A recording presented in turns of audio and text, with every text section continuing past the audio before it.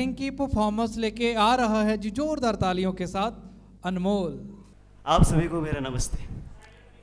कहते हैं इंसान बहुत कुछ कमा लेता है, पैसा, नाम, शोहरत, लेकिन एक कर्ज ऐसा होता है जो पूरी जिंदगी कमा कर भी नहीं चुका सकता। माँ का कर्ज।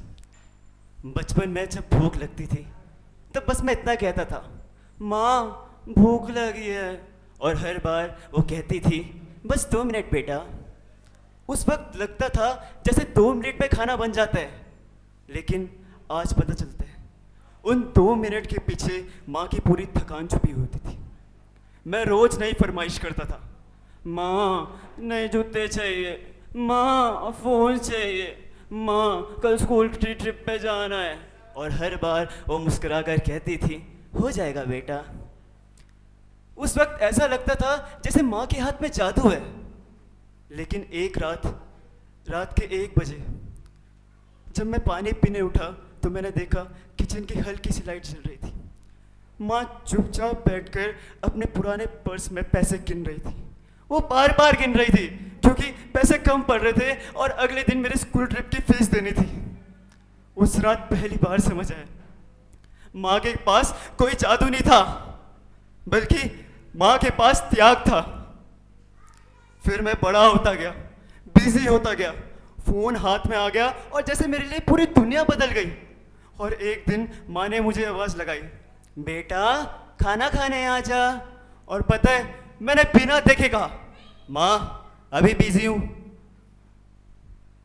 कितना अजीब है ना, हम उस इंसान को कहते हैं बिजी हूं जिसने कभी अपने लिए वक्त ही नहीं निकाला, क्योंकि वो पूरी जिंदगी हमारे लिए बिजी रही। और एक दिन माँ बहुत ज़्यादा बीमार थी। मैं उनके पास बैठा, उनके सामने खाने की प्लेट रखी और बोला, माँ खाना खा लो। वो चुपचाप थी, उन्होंने कुछ नहीं बोला, सिर्फ हाथों और आंखों से इशारा कर रही थी। मुझे गुस्सा आ गया कि ये बोल क्यों नहीं रही कुछ।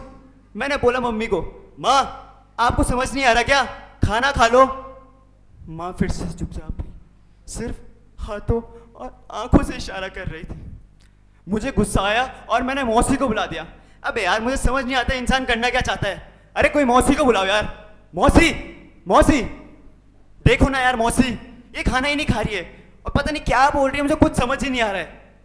फिर मौसी ने मेरी तरफ देखा और धीरे से कहा, हाँ समझ नहीं आ रहा है ना, नहीं समझ में आ रहा है, बड़ा आज हो गया है। पता है जब तू इतना छोटा सा था ना तो जो तोतली आवाज से जो तू भी बोलता था ना, ये सब समझती थी। और आज इसकी खामोशी तो समझ नहीं पा रहा। ये बोल रही है मुझे दवाई नहीं चाहिए, मुझे खाना नहीं खाना, बस एक ने वाला तू अपने हाथ से खिला दे, वो उठकर बैठ जाएगी। जिस माँ ने मेरी हर अधूरी बात समझ ली, मैं उसकी खामोशी भी नहीं देख पाया। जिस माँ ने मेरी हर अधूरी बात समझ ली, मैं उसकी खामोशी भी नहीं देख पाया। और उसने मेरे फ्यूचर का सोच रखा था, और मैं उसकी छुपी हुई बात भी नहीं समझ पाया। लेकिन आज समझ आता है, माँ ने कभी कुछ नहीं मांगा, ना ही अपने शौक पूरे करे, ना उन्होंने कभी कुछ कपड़े लिए। उन्होंने सिर्फ दिया अपना वक्त और फैमिली को टाइम। और बदले में हमने क्या दिया? सिर्फ इतना सा, माँ अभी बिजी हूं। यकीन मानिए, अगर आज भी आपके घर में आपकी माँ आपका इंतजार करती है तो आप दुनिया के सबसे अमीर इंसान हैं। क्योंकि जिस दिन माँ का इंतजार खत्म हो जाता है उस दिन दुनिया का सबसे बड़ा सहारा टूट जाता है। जिस इंसान ने खुद भूखी रहकर हमें खिलाया, जिस इंसान ने खुद भूखी रहकर हमें खिलाया, खुद रोकर उसने हमें हंसाया। हमने अक्सर माँ को साधारण समझ लिया, लेकिन सच तो यह है कि उसी ने ही हमें इंसान बनाया। माँ, मैंने आपको बड़े देर से समझा, लेकिन आज इस पूरी दुनिया के सामने एक बात बोलना चाहूंगा। माँ, अगला अगर अगला जन्म मेरा तो फिर से तेरा बेटा बनना चाहूँगा। और माँ, हो सके तो इस जन्म की सारी गलती माफ कर देना। थैंक यू माँ। KKHD ਇਹ ਅਖਬਾਰ 'ਚ ਵੀ KKHD ਦੀ ਐਡ ਹੈ। ਮੈਗਜ਼ੀਨ ਵਿੱਚ ਵੀ ਹਰ ਪੇਜ ਤੇ KKHD, ਫੇਸਬੁੱਕ ਦੇਖਿਆ KKHD, YouTube ਦੇਖਿਆ ਉਹ 'ਚ ਵੀ KKHD। ਮੈਂ ਵੀ ਕੱਲ ਇੰਸਟਾਗ੍ਰਾਮ ਤੇ ਦੇਖਿਆ ਸੀ, ਉਹਦੇ ਉੱਤੇ ਵੀ KKHD ਦੀ ਐਡ ਆ ਰਹੀ ਸੀਗੀ। ਇਹ KKHD ਕੀ ਹੈਗਾ? ਤੁਹਾਨੂੰ ਪਤਾ ਹੀ ਨਹੀਂ KKHD ਦਾ ਮਤਲਬ ਕਿਸਮੇ ਕਿਤਨਾ ਹੈ ਦਮ। ਕਿਸਮੇ ਕਿਤਨਾ ਹੈ ਦਮ। ਦੁਨੀਆ ਦੇ ਸਾਹਮਣੇ ਆਪਣਾ ਟੈਲੈਂਟ ਦਿਖਾਉਣ ਲਈ ਇਹ ਸਭ ਤੋਂ ਵਧੀਆ ਟੈਲੈਂਟ ਸ਼ੋ ਹੈ।